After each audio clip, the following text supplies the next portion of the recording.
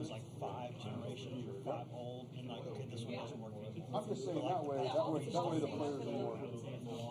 I'll stand up and then do that. Yeah. Cool. Right. So you actually, why don't we just go? No, let's still leave this. It's Yeah, we'll put it over just a little. It's bigger than what it's more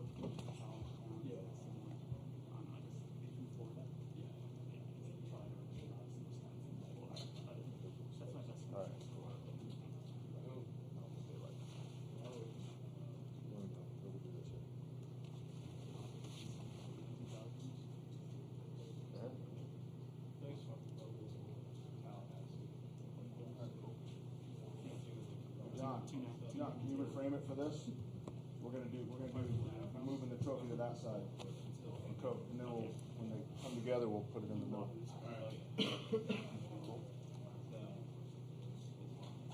It's all about the optics. It is. No doubt about it. It is. A little more, John. Need to come in a little more. Is it okay at an angle if you want to square on? The trophy starts there. Square up.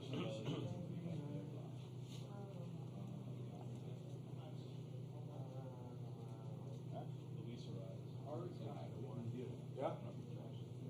More? I think that's better for me.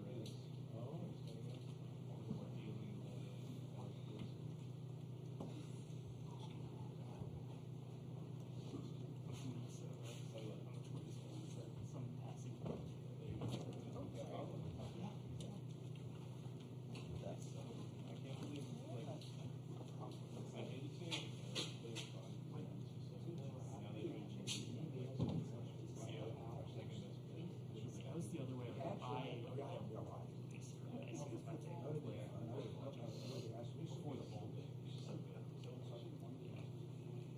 was at the Aggies at a game in 2019 when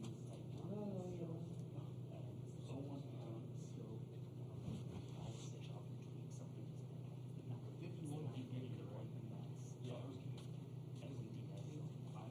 Arise comes off the bench cold, 0-2 count, takes a few pitches and then rattles off about 6 and rattles off. It's I've never been so the greatest at bat I've ever seen.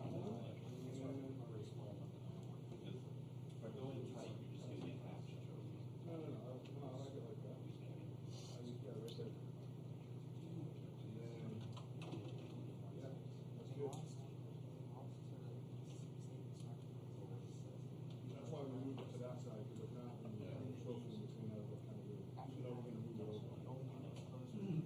Yep, that looks good.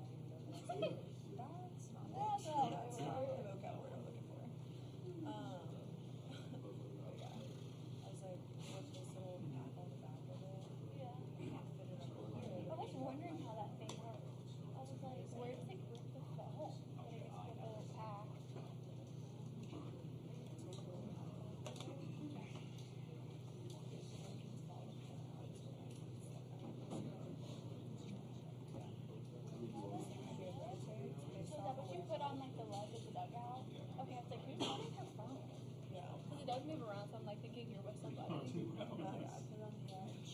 Well, I know the guy was there. That's what I meant. Also, can like put them. Yeah, but I was like, I don't want to be running around with trying to all day. The only thing is, like sometimes. Yeah, yeah, and it is windy as hell. But I mean,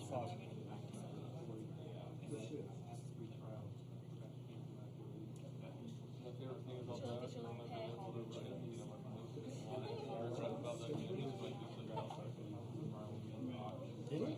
Yep, I'm starting first year. I just remember Tuesdays on there. I've been runs yet, Mike. No, I think Sad. I'm really devastated about it. No, like honestly. Yeah, like the tears are flowing every day. We were talking to Sean the other day. He got like, I guess, to the bars he went to the other No day. way. That didn't happen. Just Sean got too good at a bar we went to. I said, no way. I think you're the wrong person. Yeah. But, I think you have the wrong person. yeah, you're confused. That's a different Sean. That is the time I'm shot like that. He was like wearing sunglasses and everything. She was like, yo, we stayed up too late. It was like before. No, they went to the snow. He said it was to the bars. He named 3 bars that he was to. I was like, there, I saw that. I was like, it's honestly just like credit for Sean. Very selfish. He deserves he's been open to it, right? He deserves a little break.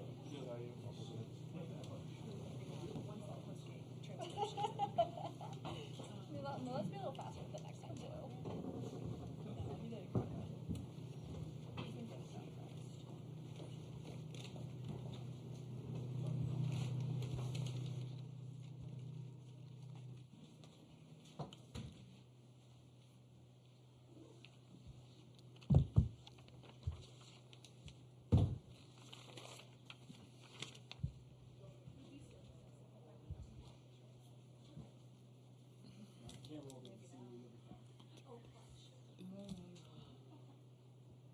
There are some perks in life.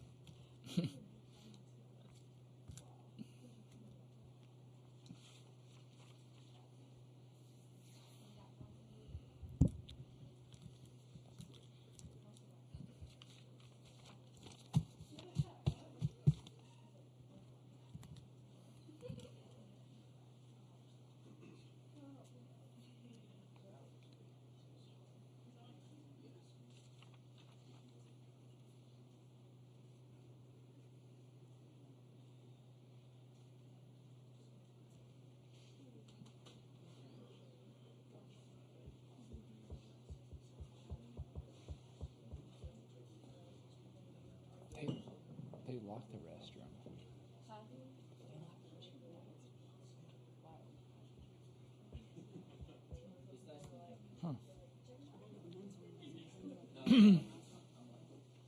Oh wait, men's. I think.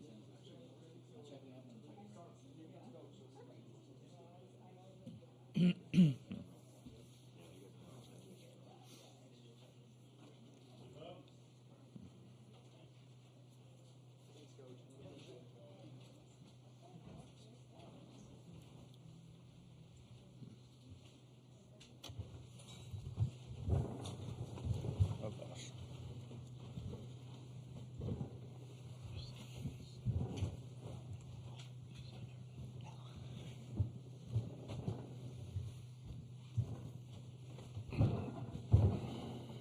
Gentlemen, thank you for your time today. Coach, can you just talk about being one of the last 2 teams playing for this national championship?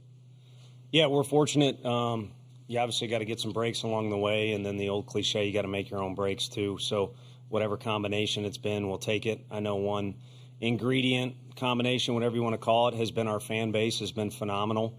So looking forward to seeing those folks here. I know some of them we can help with tickets, and then others are paying grossly high prices, but I guess that's kind of the deal here. Again, fortunate to even have the opportunity to be here. And then as far as where we're at, I think we talked as a group before the season, and there were a few things we wanted to accomplish, but one thing in the back of my mind was I like this group enough. I'd like to be around them as long as possible. Maybe there's a cutoff point somewhere, But we've kind of reached that as it relates to getting as much hangout time as possible with this group. Great, thank you. Well, questions now for the players. First one's right here. And Kirby, I'm curious. What was it like facing Tennessee and y'all's lineup back in the fall?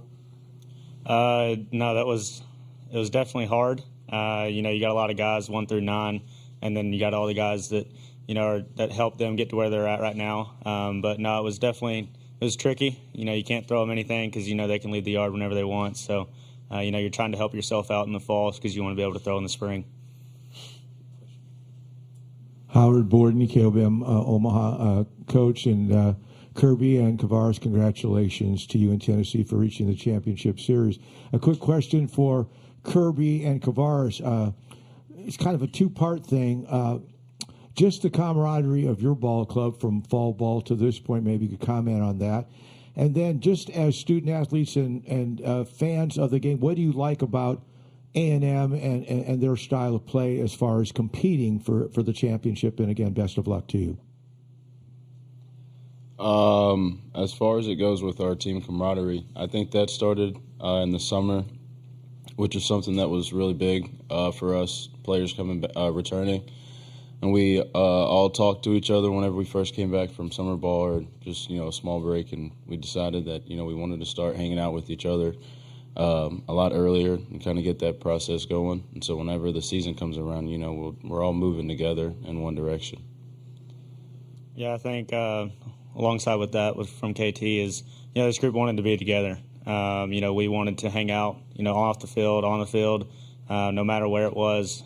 We just always wanted to be together. And, it's shown all the way up until now. We got guys, going out to eat, doing everything they can to be with each other. And, as far as your one question, I think this is a SEC series that did not happen during the regular season, obviously. But I don't mean to speak for anybody else. Both sides are probably pretty happy it's at a neutral site. Their place has their own unique brand, how they do things, and you'd be remiss if you didn't say it gets rowdy in that ballpark. And then I guess you're only as good as your last game, so to speak. That Evansville game that Xander pitched in was absolutely bananas with our fans. So maybe it's best that it's on a neutral site. questions for players? Right there. Wilson Moore from the Omaha World Herald. Kavares, being part of this lineup with 20 home run hitters, just 520 home run hitters, just how does that make your job easier? How does that help having that much depth in the lineup for you? I mean, I don't know if I would say it makes it easier because I think we're all competitive, and so if Dylan Dreiling, for example, hits a home run, then I'm kind of looking at him like, hey, you know what? I think I want to hit one too. Why don't you just have a good at bat? I was getting there. Okay. But whenever I actually get up to the plate, then I'm just thinking about having a quality at bat. His answers are a little more reserved than his little brother's. And he doesn't, I probably shouldn't say this till his time is done with us, but one of the main reasons we kind of stayed hot on the trail of KT was how likable his little brother was. He was much, younger then, but great family. So he did a good job in that interview. I don't watch much of that stuff, but I did watch that one. Question right here. KT, you talked about it being a point of emphasis in the summer to build that camaraderie. Why was that important to this team? Why did y'all feel like y'all needed to do that? Because in my personal opinion, I think team chemistry is something that outside of, just natural abilities, I think that plays a huge role in, how a team plays on the field. And I think the closer we got throughout the fall and throughout the season, I think it made it a lot easier for the freshmen to kind of make their adjustment a little quicker and kind of get a feel for what goes on and, how we approach every day at the field. Next question, too.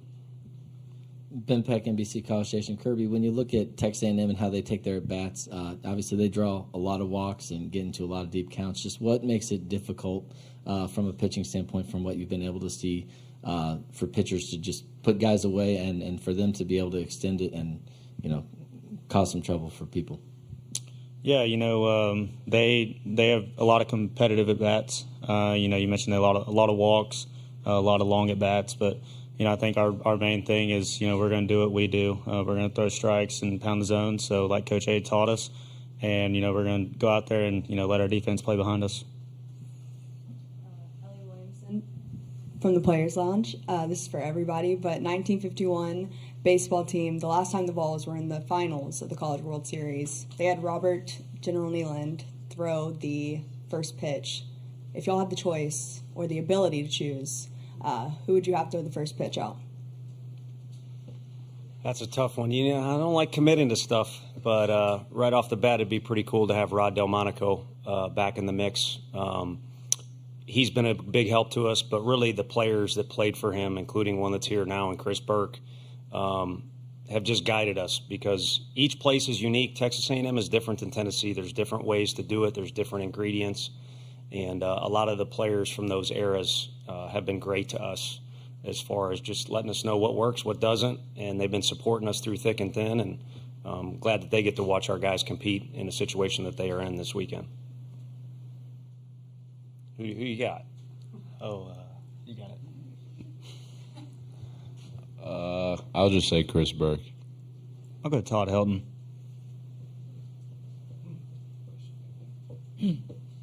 Reese Van Afton, WATE, Kirby. It seems like every time there's a jam, Tony seems to pick you out and choose you to go, and you go in almost every game. How do you mentally prepare yourself to pitch in every single game, especially when there's 3 straight coming up? Just take a lot of time in recovery. Our nutritionist, Beth, and our strength and conditioning coach, Q, have done a great job for us, helping us recover, making sure our arms are ready to go and, we're hydrated. And I think that's a big thing. And then having the trust from Coach V. Go here, then here. Kavaris, how would you describe the mindset of the team these last 2 days going into the weekend, and what is the mindset as you all play for a national championship? I don't think our mindset's changed throughout the whole season, and that's just to take it one game at a time. And something that I know that we talk about a lot was in the fall. Coach V mentioned, and I might get it wrong, but there was this player who thought their whole goal for the whole season was to be locked in for every single pitch. And I think that's something that, for me personally, I have tried to do, and I've definitely talked to some of our other guys out there about that. And I think collectively as a group, I think we do that pretty well. This is for both the players. All right, so guys, we're talking about 1951. We're talking about Burke, and you guys are my age that were at Tennessee 30 years ago. What would it mean to finally be able to bring a baseball school a baseball national championship? That would be awesome. This is something that we've talked about, for my 5 years is, trying to win a national championship. And I think this group is, we've spent a lot of time together. We talk about, that's our main goal is try to win a national championship. And, we get to a 3-round fight this weekend and try to be the first team to win 2 games. I think it would definitely be special, especially for the guys that have done so much to help us to get us to where we are at now, the players that came before us, and also for the fans and family that have sacrificed so much of their time to come and watch us and give us support. I think it would definitely be something special for everybody. I appreciate you. If I could chime in, I appreciate you calling us a baseball school is what I wanted to say. But over the years, it's been a lot of everything school. It's been a school that people are very loyal to. So I think regardless of how these guys have done, especially him because he's been with us so long, it's been pretty incredible how positive people are and how loyal they are for being in the SEC. Because most people are only as loyal as the winds go by. So it's been an everything school, and I think if I was to answer the question on the whole, not selfishly, throwing out the first pitch, if you get one pick, is Pat Summitt. And I think as I've gotten to, me and Frank went to lunch one time with a former worker who helped out the women's basketball team, said the only topic we're allowed to talk about is Pat stories. And as you go on, the banners are cool, but it's not what everybody talks about. It's how she went about her business and what type of character she instilled in the players.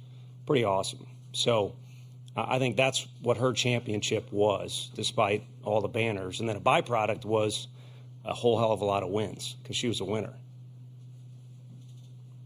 Okay, we're going to go here, here, here, and there. Kavaris, when you look at, I guess, just purely ERA numbers, I think Texas A&M was number one nationally during the season. It's been number one in this tournament here in Omaha. When you look at that staff and when you studied them, is it stuff? Is it the way they're competing? What have you seen from those guys? I mean, I will just say they're competitors. I mean, they're playing the national championship and they're also playing in the SEC. So I mean, I don't think they just got there by luck. I think they're really good competitors.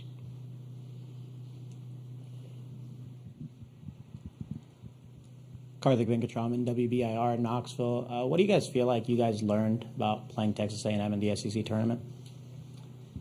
I was asked, I'll lead because I was just asked that question on the radio, and how much value does that game have? And unfortunately, not a whole lot because we're, for whatever reason, able to edge them out on that particular day, but we don't get any runs for that on the scoreboard. And I think everyone who's ever competed in that tournament loves it. It's hard to put into words quickly how awesome that event is and how well they do running it. But again, every SEC coach and player knows there's a different vibe to each day, and how you approach that tournament is unique for each team. So to recall on that game, maybe you look at some matchups that occurred or something like that. I don't think it carries a lot of weight.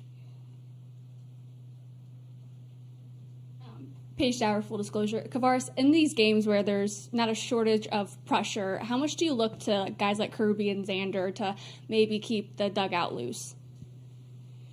I think at this point, I think it's just something that is just a given that's going to happen. I mean, I think all season, every game that I can remember, at least, I mean, our dugout has been how they always are, just acting a little bit crazy, and I think Kirby plays a good part in that. So does Xander. Eric Olson with the Associated Press. Kirby, you being the gray beard of the group. Out of us three? I like that. Yeah. When you look back at the journey you've been on to get to this point, could you comment on the range of emotions? You guys lose the Super Regional to Notre Dame a couple of years ago. You've been here and went, I think, 1-4 in the last two appearances. The range of emotions, did you think you'd get to this point after kind of all that frustration? No, it's been a lot of ups and downs. Really good seasons, some rough seasons, and then, finally pulling out last year, getting to where we were. No, it's definitely been a lot. The past 5 years have just been truly amazing. And then, for the last ride, I guess you could say, trying to get to where we are right now and, trying to win. The last question for the student athletes. Katie, I know your family's here. Everybody else knows your family's here now after yesterday. But Kirby, I apologize. I don't know if your family's here. But just with the struggle it is to get here for them with the ticket prices and all that, just what does it mean to be able to play in front of them this week? I think it means the world to me because last year we were here. They weren't able to make it because my little brother was playing baseball. So, yeah, I think it definitely means the world to me to know that after every game, win or lose, they'll be there to support me and have my back. Yeah, so my family was here for the first two games. I actually banned my middle brother from coming to any games because we'd always lose when he showed up. But no, he's finally making the trip up from Missouri this year, or Mississippi. I don't know why I said Missouri. Mississippi. So everybody will be here. They're actually going to try to come to practice today if they'll let them in. Gentlemen, thank you very much. Best of luck and enjoy the run. Thank you. Thank you. We good? You guys are Yeah, I mean, you're done. I don't know if you're good. You guys can go. Oh, okay. Yeah. You sure you don't want us to stay? Not really. Okay, good. Don't worry, Katie. I'll get your chair.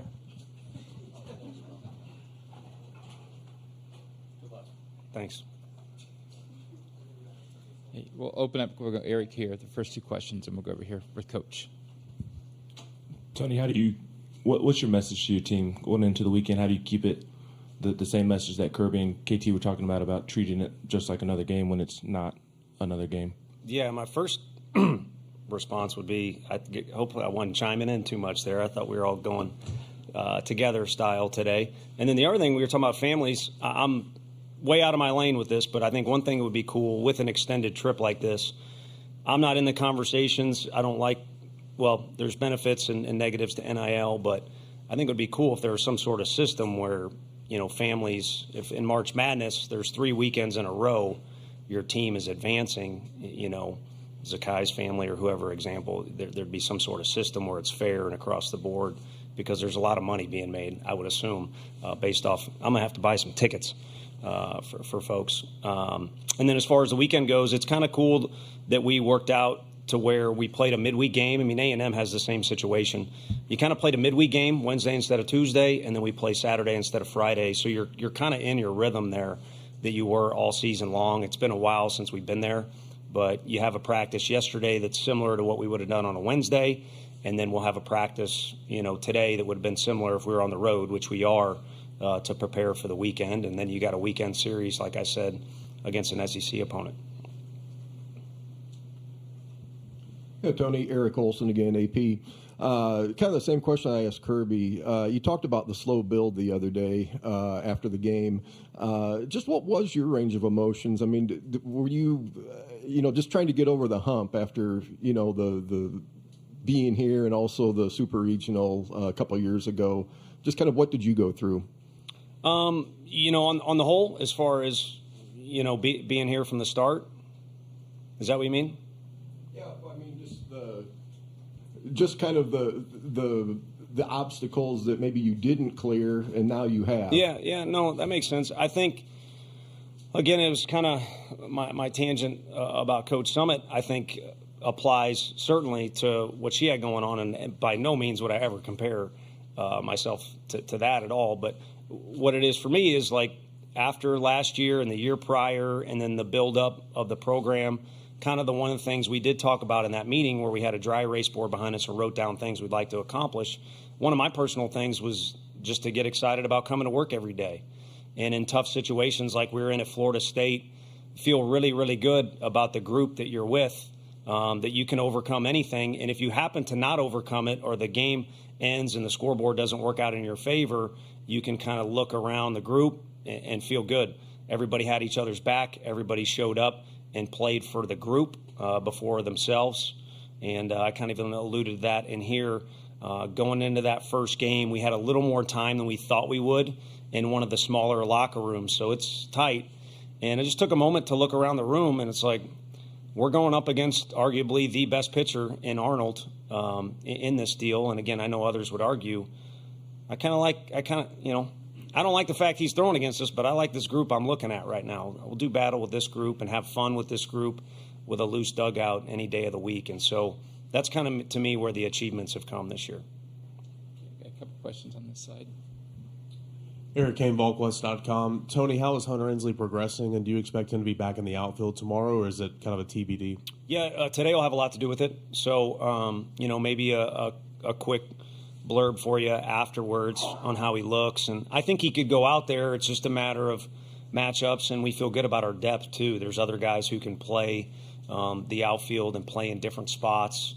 So we don't want to push it, but at the same time, he's our guy, so we want him in the lineup in some capacity. But I think there's a lot of time between now and first pitch tomorrow, so hopefully that'll benefit him.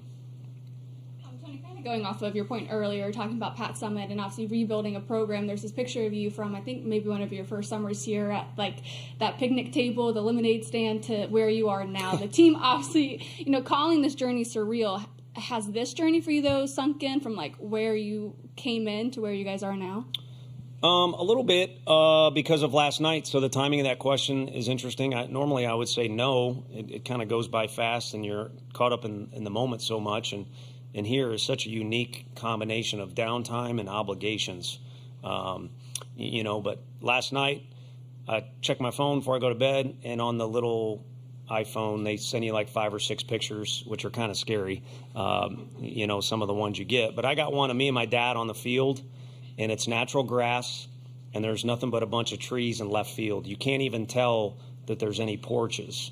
And so I sent it to our video coordinator, Coach McCann, and we had a back and forth about all the things in year one that were there that are not there now. So, again, the timing is pretty interesting and took a moment to do that. And it's been fun. And like our stadium, I wouldn't want it any other way.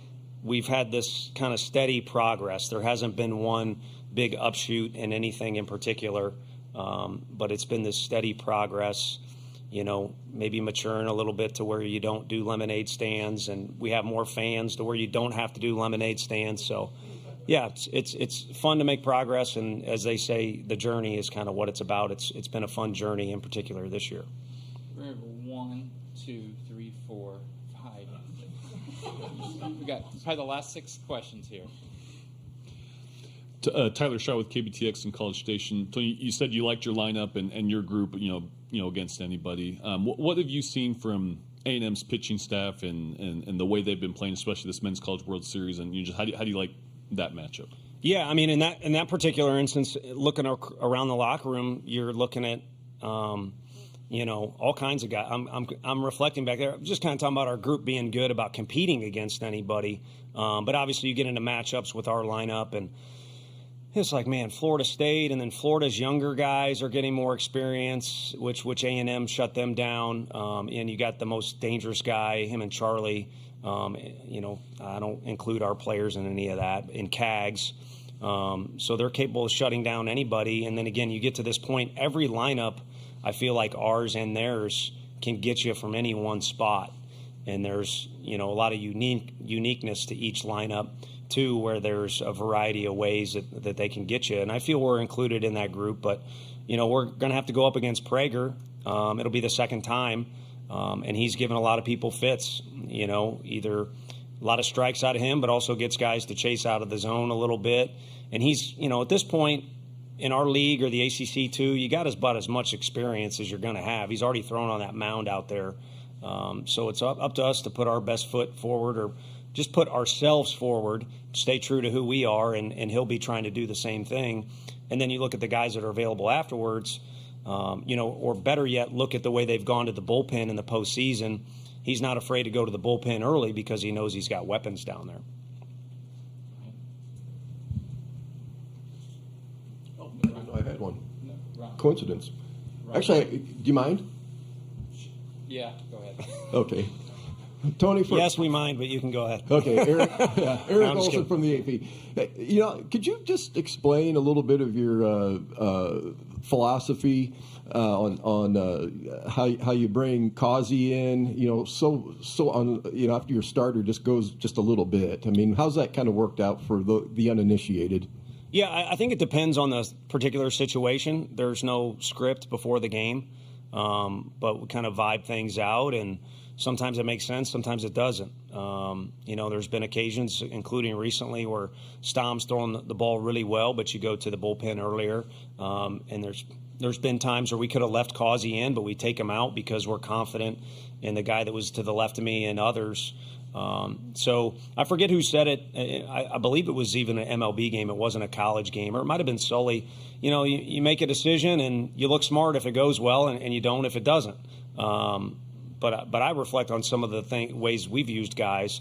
Sometimes you look back and like, that was not the right move, but it worked out. And then there's other times where, I'm second guessing myself or go over things with Frank, and he's like, that's 100% the right move. It just didn't go that way. So, we'll go with our gut, and we'll go with a group of guys, like I said, in that locker room that we feel good about regardless of how the result goes, as long as we stay true to who we are. Tony, I think you as a coach and this program has been known for its emotion over the years, sometimes good, sometimes bad. How do you manage that? How have you evolved about managing that in that dugout, particularly in the biggest game they'll ever play in? Sure.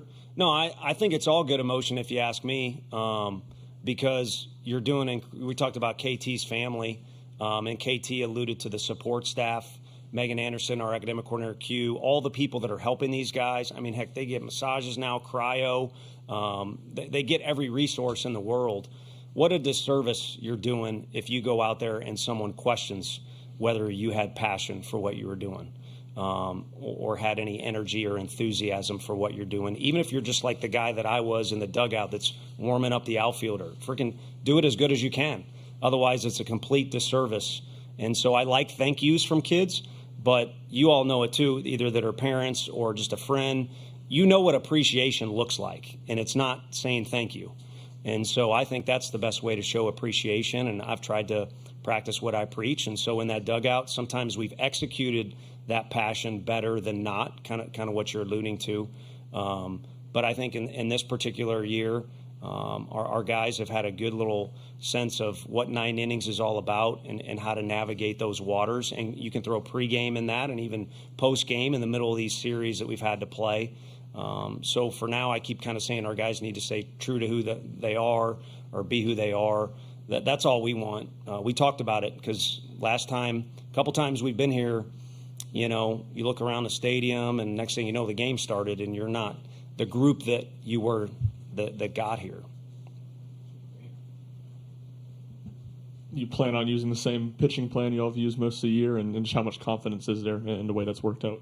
Are you a spy for Texas A&M? Like, we can't. No. Yeah, we don't have anything, different. I guess Wednesday, Xander would make the joke that he pitched the midweek game like he did the other day. But we'll kind of take it one game at a time, literally, with our guys withstanding beams. So we're right back to where we started the year. We wanted to play against Texas Tech, a great program, and throw everything in the kitchen sink at them. But we also knew Drew Beam was our guy that's provided some consistency and experience.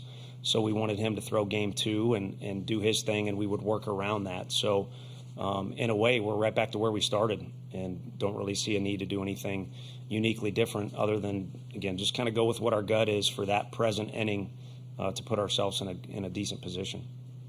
Now batting on in the hole. Jacob Richmond, Lone Star Live. Coach, could you talk a little bit about your time at TCU working under Coach Schloss and maybe if there's anything that kind of stuck with you that got you here to this point today? Another thing, that timing is good because this morning I was talking at breakfast. Randy Mazey, whose West Virginia team went on a phenomenal run this year, retires. Baseball got worse without him around, but he'll still be around, and he's way over opinionated, so he'll always have opinions. But yeah, in Fort Worth, we shared an office, and Coach Schlossnagle was down the hall, and me and Mays shared an office. His back of his chair was right here, and the different projects and ideas and things he had were they helped me along the way. It was a good education, and then also some of the stuff he did was incredibly dumb. He tried to teach himself to be a stockbroker and things like that. So it was interesting. And then the other thing I can speak to is this common theme I've been throwing out about stay true to your roots. Went from Missouri, which there was a lot of success thanks to guys like Max, and Coach Jay was very good to me, but it was time to, first of all, it was nice to get south of the Mason-Dixon line. But the first month there, I was honestly miserable because in my head I thought TCU had just played in Omaha and Missouri has never done that. So I got to do something different. And ended up kind of, it was like Talladega Nights. I had a pretzel in my head.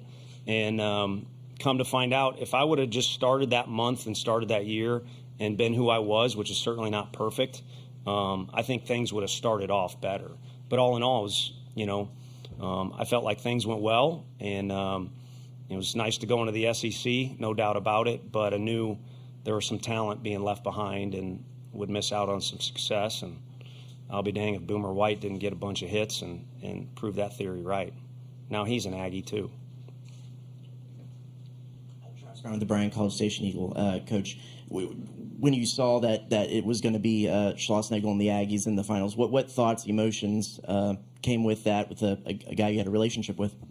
Yeah, no, we, it's kind of funny. We finished that game on Wednesday, and again, there's so many obligations, and you thought here is finally a moment to catch your breath. So got back to the shower quicker than ever had, back to the hotel, showered quicker than had after any games, and went and had a big Italian meal with some friends that came in town and family. We were able to get a big enough table. By the time that meal was done, you look at the score and, you know it's not over until the umpires go into the locker room here. But Florida had a young team, overcame a lot of things. So you're kind of putting things together there, and it's right in front of you probably what is going to happen. So, you know, you got 4 SEC teams, 4 ACC teams. Us SEC folks are way too cocky. So you figured you'd be playing one of those opponents, and all 3 of them are certainly unique in how they do it. They do it differently, but they all do it really, really well. So we'll see what we can do. Your last question right here. What is it about Christian Moore that allows him to make a mark on a program the way that he has? And when were the first times you saw some of those traits in him that he would make an impact here like he has? Yeah, no, I think that attitude that we talked about, you know, I guess that's the theme, and that's understandable. Everybody's entitled to their opinion, but again, I said I wish people would have kept track of our first year. Maybe you all did. You guys covered us with a lot of hustle. There was a lot of we took a lot of abuse on our field and other fields too, either on the scoreboard or across the way. We were bullied is the easiest way to say it, and no one wanted that feeling again, and not just in SEC but non-conference play. So I guess you have to bow up in that situation, and that's what a lot of players did, and it worked for us. And it wasn't certainly something, again, on a PowerPoint or dry erase board, but, you know, we wanted to play with some attitude and a chip on our shoulder, because look at who we're going up against, the in-state players of Florida, the fans in the stadium, and tradition and in-state players at Texas A&M, so on and so forth. So that recipe's been there, and our best players have had it. Now, some do it differently. Gilbert really wears it on his sleeve. Jake Rucker, it's kind of more internal, but he got it. And, you know, I think SEMO has a ton of that. And the older players his freshman year had to coach him how to rein it in. And Trey Lipscomb was a tremendous big brother figure for him.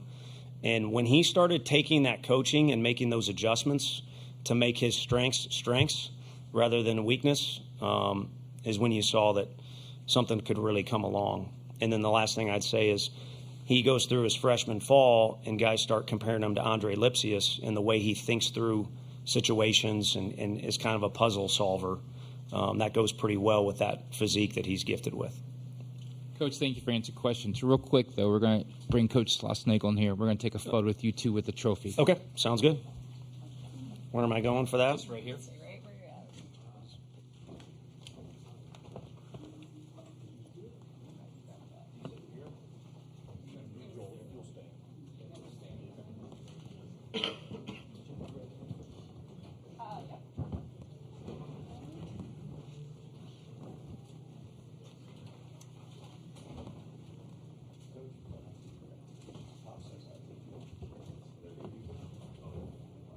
You guys just stand up in front of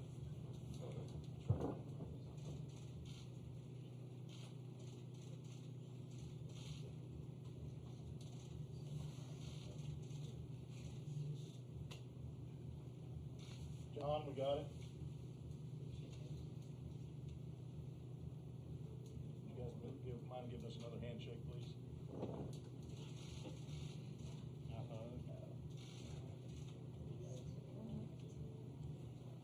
Thanks, guys. Yeah. Appreciate it.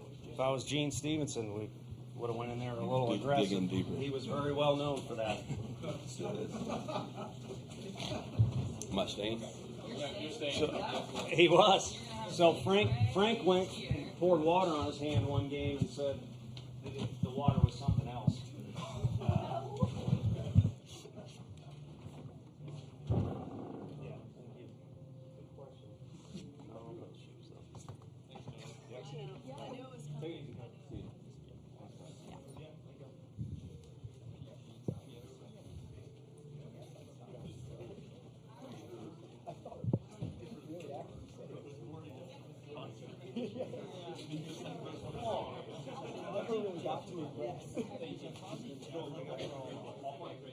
I would still say,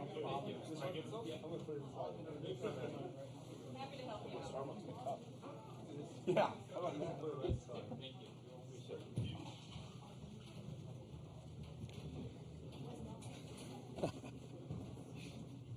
Could you feel that? Yeah. Thank you very much. You're welcome. Gentlemen, thanks for joining us. Coach, congrats on being one of the last two teams to play for the national championship. Can you just talk about how it feels for your team? Yeah, we're excited. Obviously, been a great week. Excited for the 12th man. Looking forward to the number of Aggies that are going to roll in town here. It's always special. And super excited for our players. They've earned this opportunity. As you know, we've been through a lot throughout the course of the year, as all teams have that have made it this far. And just ready to play. Two off days is great, but we're ready to get back on the field. So looking forward to practice today.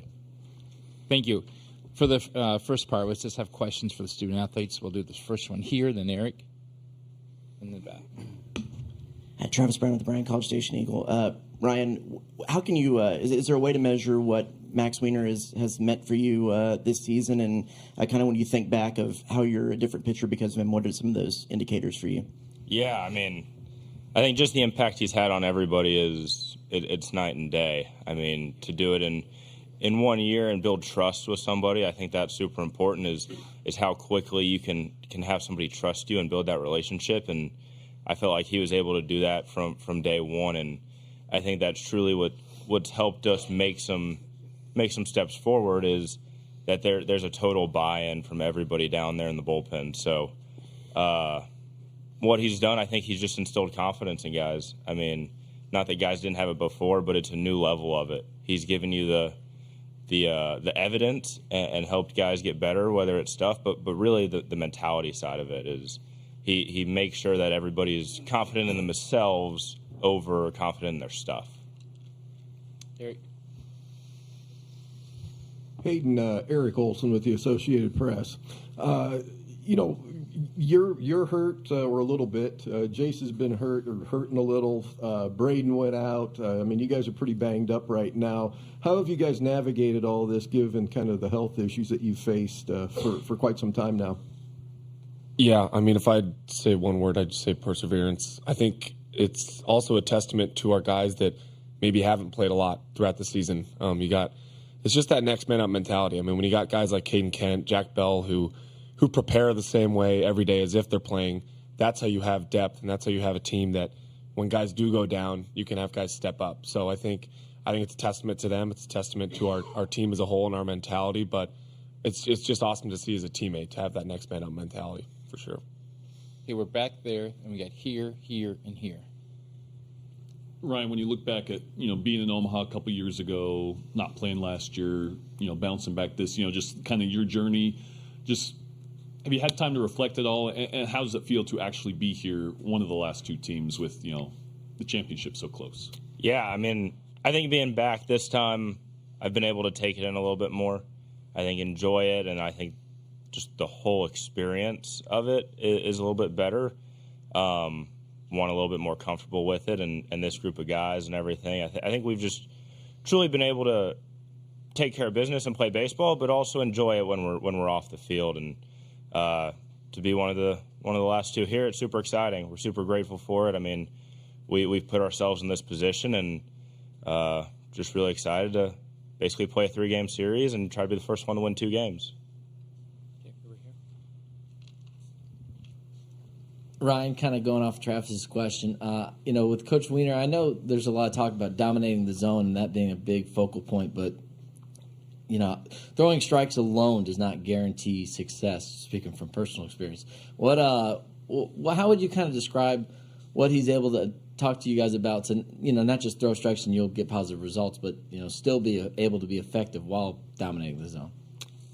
Yeah, I mean, I think the first thing he obviously talks about is dominating the zone because we have to be in the zone first to give us a chance. But other than that, I mean, every bullpen we do, it's not like a bullpen's a developmental bullpen. Everything we do is developmental, whether it's creating pitch shapes or cleaning something up. So I think it's because it's so simple and consistent throughout the year. We know what we want our pitches to do and what we want them to look like, and that's what we try to get them to every week. And then once we get that, it goes straight to being in the zone and just competing.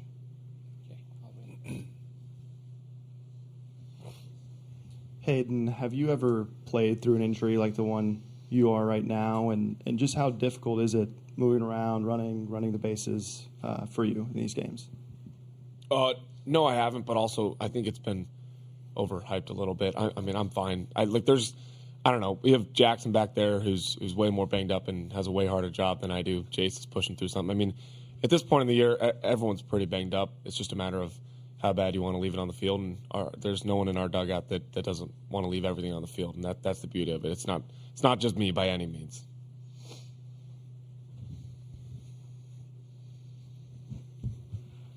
Jackson Reyes, Omaha World Herald. Hayden, can you just talk about what it is about the Texas A&M program that just drew you here to play here, and then also just what it means to you to help be a part of this team that made the final?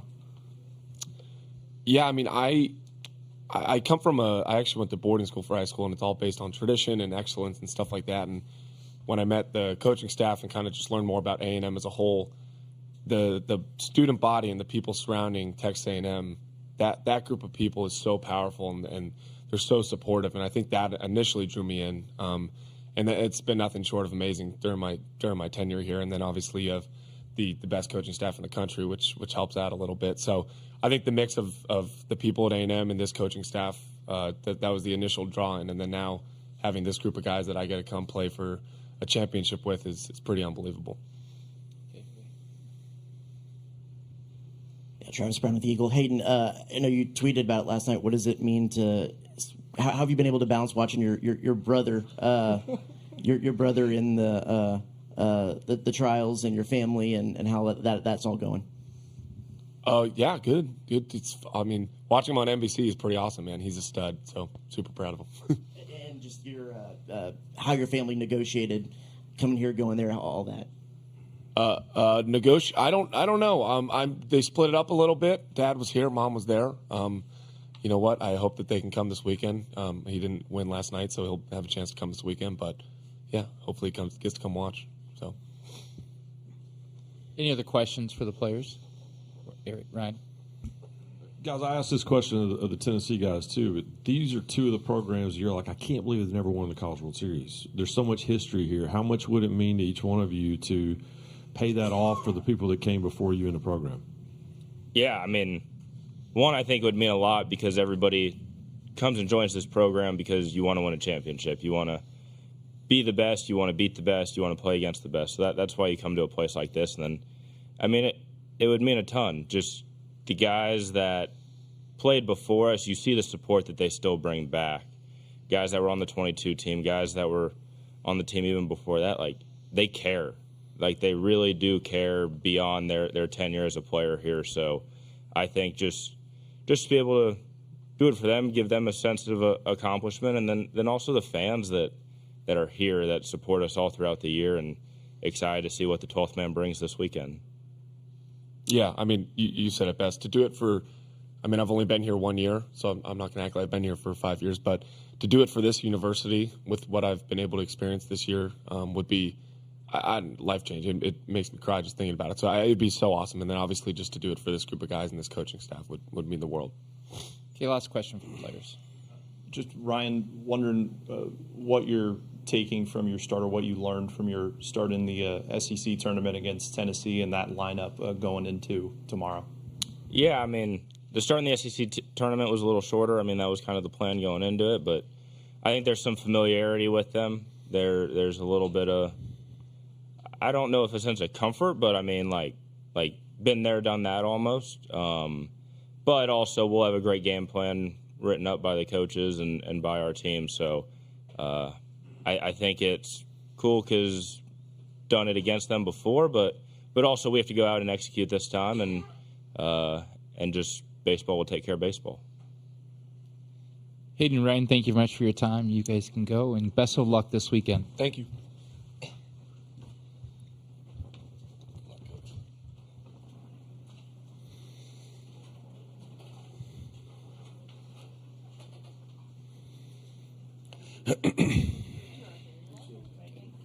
Okay, we'll open it. We got 1, 2, 3. Okay. We'll get you. Is this on? Go ahead. Yep, go ahead. Hey, Jim, Tom Chattel with the Omaha World Herald. You had a College World Series program at a previous stop. Is this why you came to A&M to be in the championship game? No. I mean, we were one game away from the championship game in 2016 at TCU. So we were one game away in 2010 if it wouldn't have been for Garrett Cole and Trevor Bauer. But I think at TCU we were in the Final Four a couple times. So I didn't think of that going to A&M because I feel like TCU's a great program. My choice to change was a personal choice in my own personal life, and I'll say it again, as I said it at that time, I wasn't taking a better job. I was taking a different job. TCU's program was ahead of Texas A&M at the time, in my opinion. No disrespect to anybody else, but it was just an opportunity. I had spent 18 years at TCU, 8 years at Tulane as an assistant, so 26 of my however many years were at private schools, and I just wanted the opportunity. If it aligned perfectly, I wanted the opportunity to attack a large state school with the way we did things, and it happened to be at the right time. I think everything has a shelf life, and I love TCU. I truly love it. I bleed that school. Both of my children went to school there, so there was no negative. I wasn't running away from anything. I was more just running to something that I wanted to try differently.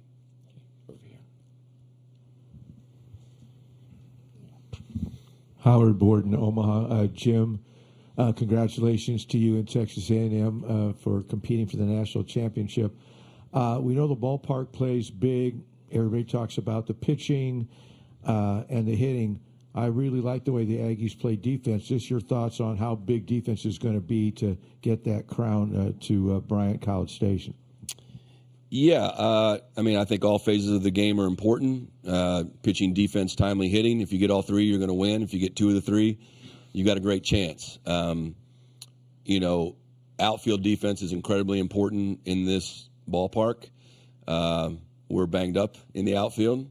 You saw, we had a chance to score 10 runs the other day if it wasn't for Michael Robertson. Is that it, right? The center fielder?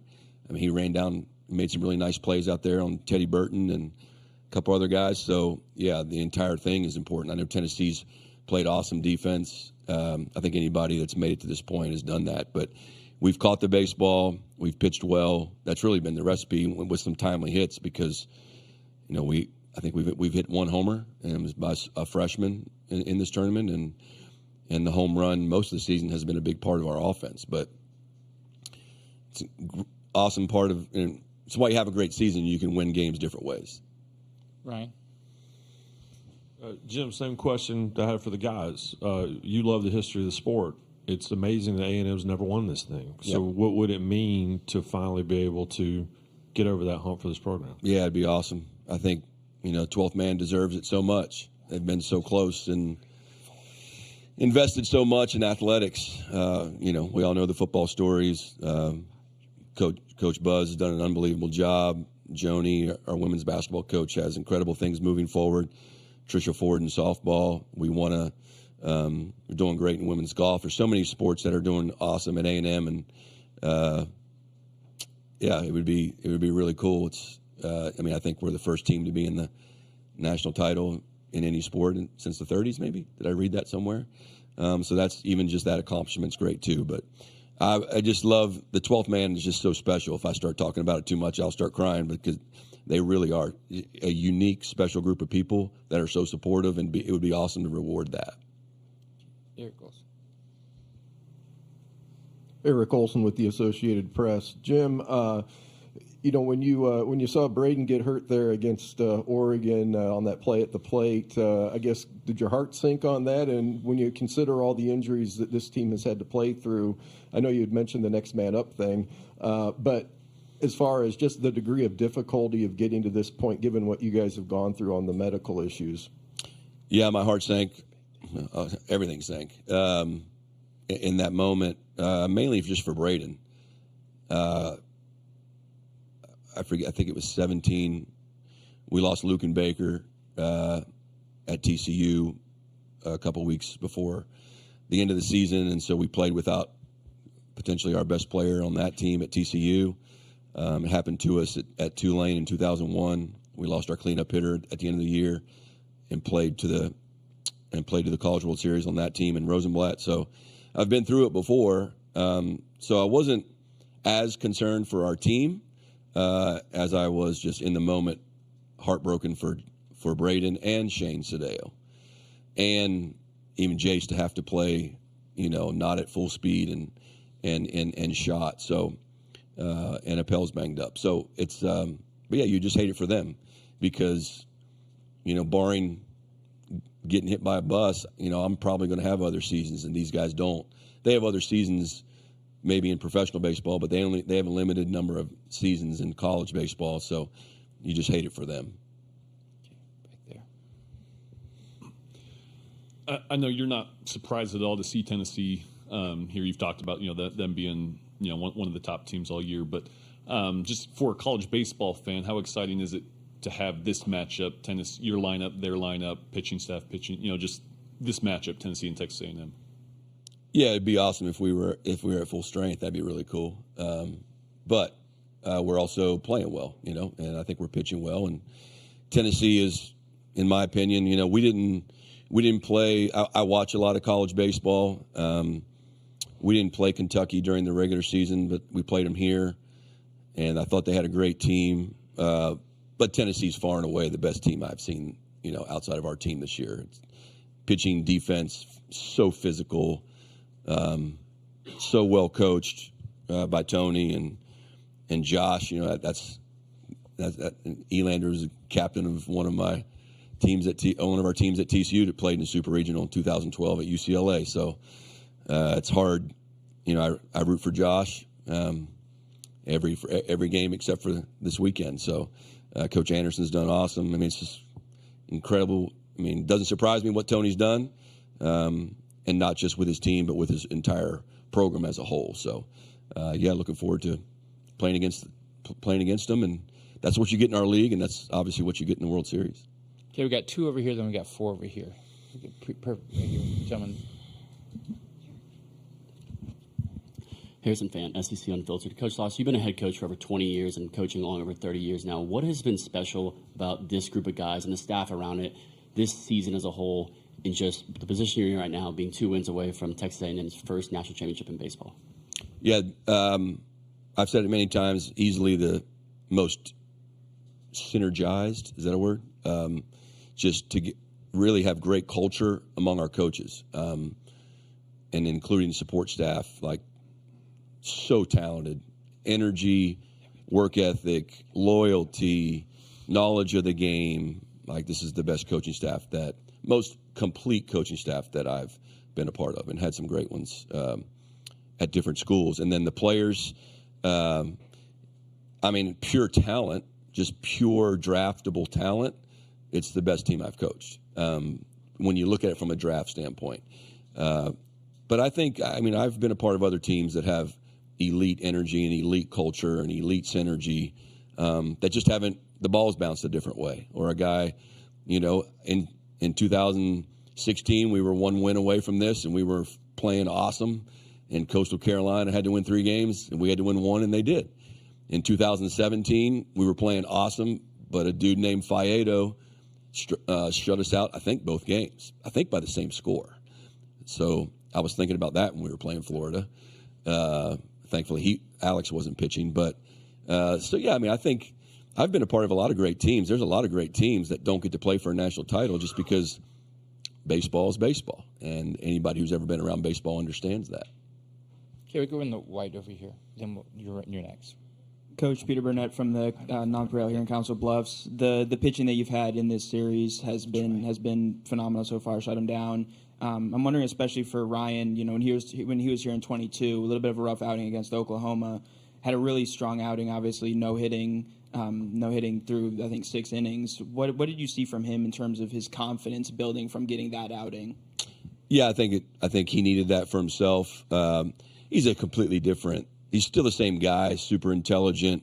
You've seen him, been around him, hardworking, such a student of the game and all that stuff. But physically, he's just, back then, that was the tail end of his freshman year. He was out of gas. Little did we know he was a couple weeks away from Tommy John surgery. He wasn't hurting at the time, but I think he was headed that direction, it sounds like. So I'm just really glad he got to get back out on the field. And I recruited him hard at TCU. And I remember where I was standing on my back porch in Fort Worth when he told me he was going to A&M. So little did we know that what was coming. But I'm excited for Ryan, excited for his family. He's got a great family and great parents, and hope he can replicate that against a really tough offense tomorrow.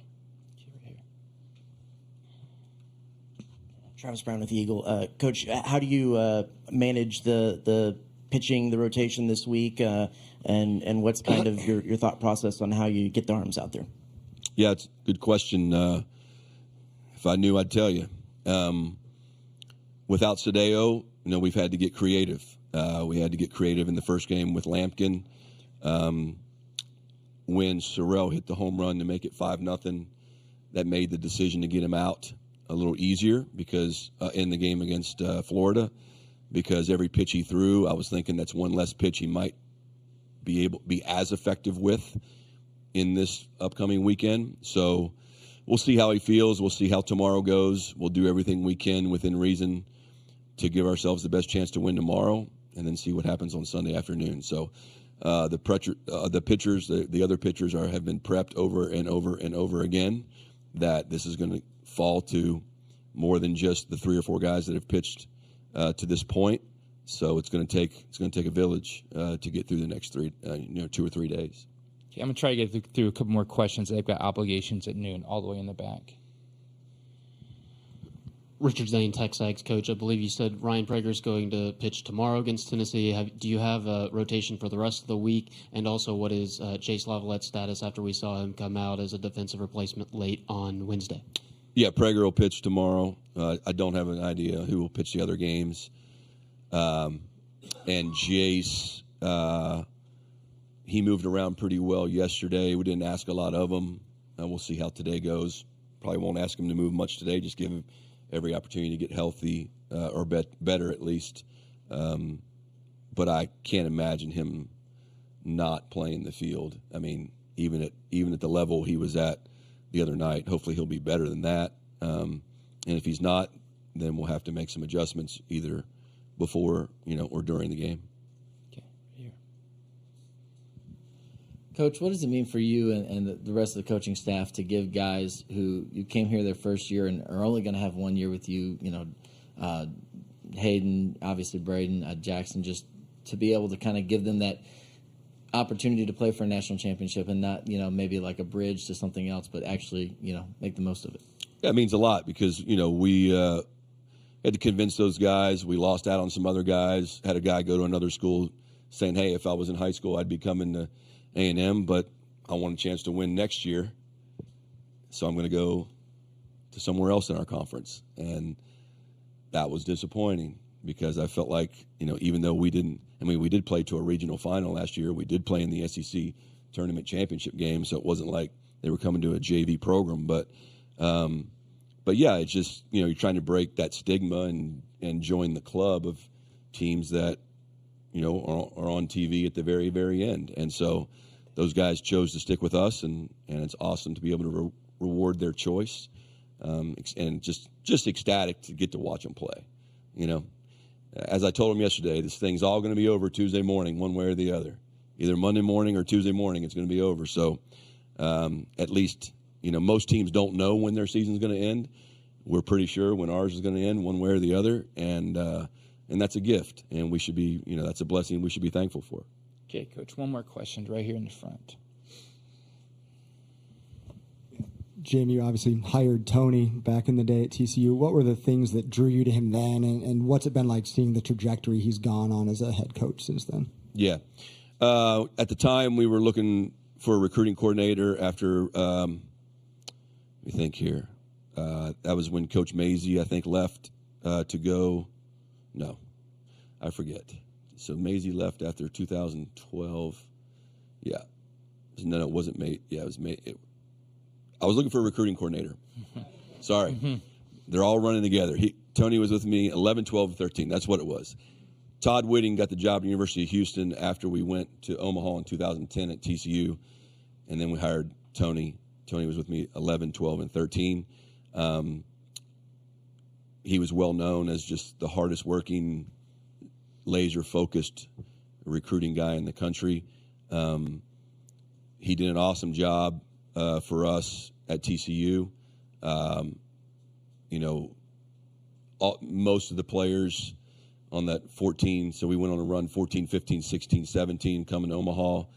A lot of the core players on that 14 team were recruited by Tony. He comes from a great family. His dad's just the greatest dude ever. Great high school coach. I remember used to always welcome Coach Vitello, the father, on our bus as we traveled throughout the course of the year. So it was great having him on the bus and having him around. I love great high school coaches. And Tony, you could see his energy, his passion, obviously super intense guy. And he came from a great family, and he was around. I know he thinks a lot of Coach Jameson at Missouri, and then he got to work for Dave Van Horn. So he was fully prepared to go run his own program, and he's done a great job, obviously. And again, I think it's not, when you go there and watch and experience a 3-game series there, it's not just the baseball stuff. It's everything else that he's done a good job with, which I think is what the best coaches do. It's game environment. It's the promoting your program and everything that Ron Frazier and Skip Bertman got going back in the day. I think the best coaches do all of that, and Tony's done a great job of that. Coach, thank you very much for your time, and best of luck this weekend. You got it.